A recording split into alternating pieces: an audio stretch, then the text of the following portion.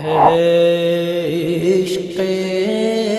نبی میرے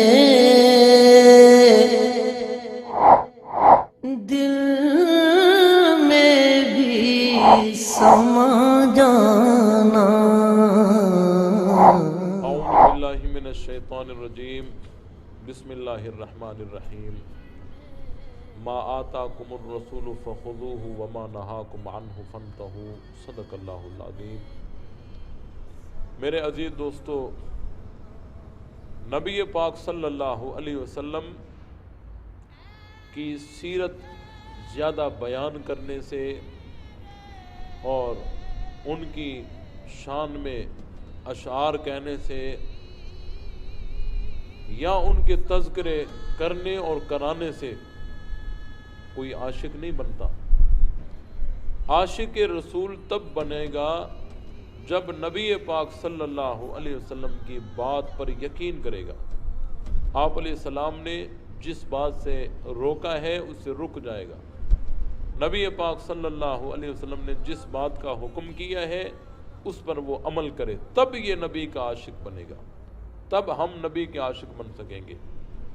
اور آج ہم مسلمان نبی پاک صلی اللہ علیہ وسلم کی باتوں کو نہیں مانتے۔ زبان سے تو کہتے ہیں کہ ہمارے نبی سچے ہیں، لیکن عمل نہیں کرتے۔ تو یہ زبان سے سچا کہنا کسی کام کا نہیں ہوگا جب تک ہم عمل نہ کریں۔ اور نبی پاک صلی اللہ علیہ وسلم کی بات پر تو کافروں کو بھی یقین ہوا کرتا تھا۔ ایک مرتبہ حضرت سعد رضی اللہ تعالی عنہ مدینۃ المنورہ سے مکۃ المکرمہ میں آئے اور امیہ بن خلف کے ساتھ ان کا تعلق تھا اور ان کے پاس آ کر وہ ٹھہرے۔ امیہ کافر تھا۔ حضرت سعد رضی اللہ تعالی عنہ نے امیہ سے فرمایا کہ امیہ، مجھے کعبۃ اللہ کا طواف کرنا ہے، میرے لیے کوئی ٹائم دیکھو۔ تو دن کے وقت میں امیہ حضرت سعد کو لائے اور کعبۃ اللہ کا طواف کرا رہے تھے۔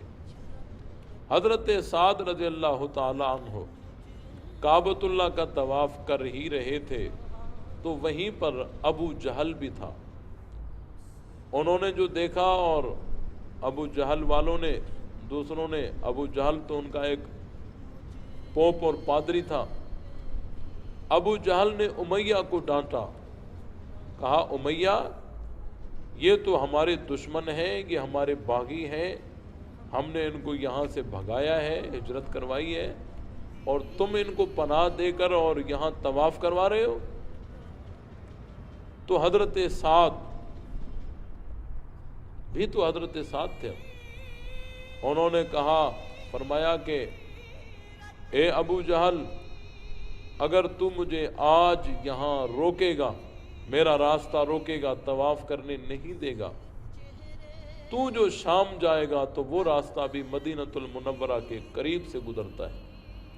آج اگر تو یہاں میرا راستہ روکے گا تو کل میں وہاں تیرا راستہ روکوں گا اور تجھے جانے نہیں دوں گا۔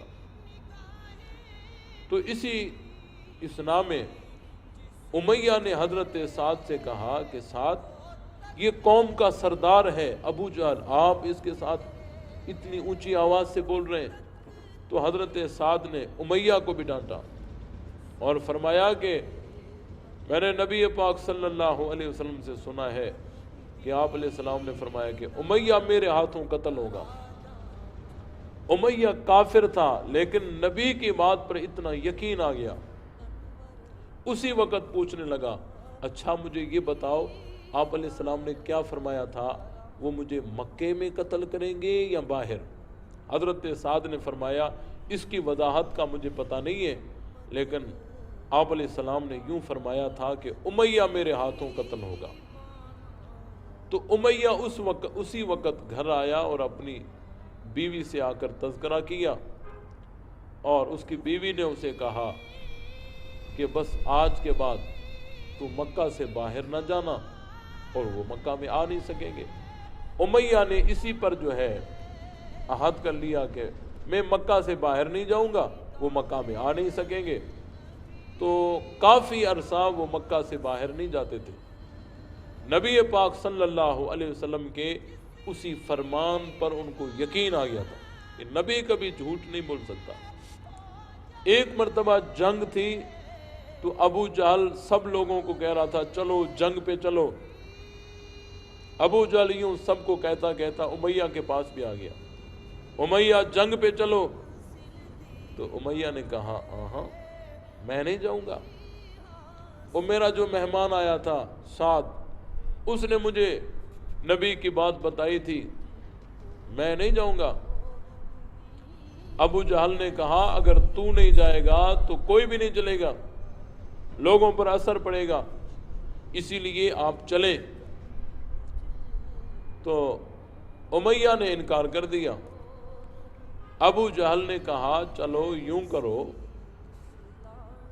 تو یہاں سے تیاری کر کے اور یہاں سے ہمارے ساتھ چل، راستے میں کوئی بہانہ بنا کر واپس آ جانا۔ امیہ نے کہا ٹھیک ہے۔ اس نے اپنی بیوی سے جا کر کہا کہ سامان تیار کرو۔